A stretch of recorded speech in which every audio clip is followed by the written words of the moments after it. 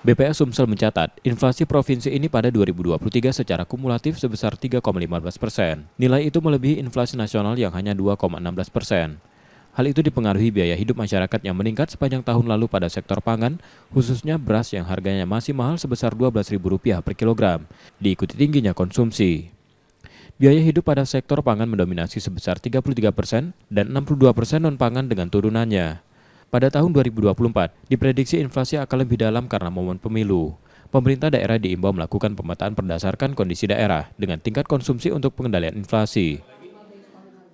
Untuk kumulatif ya tahun 2023 itu sebesar 3,17%. Ya kita relatif lebih tinggi.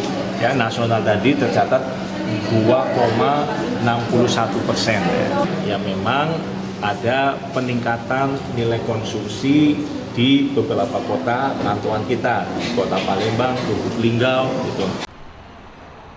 Sementara pada Desember 2023, inflasi Sumsel ditutup 0,15%. Namun dikhawatirkan kondisi ini dapat terjadi pemicu nilai inflasi tinggi pada periode berikutnya. Rizky Oktora, Muklas Diferensial, Kompas TV, Palembang, Sumatera Selatan.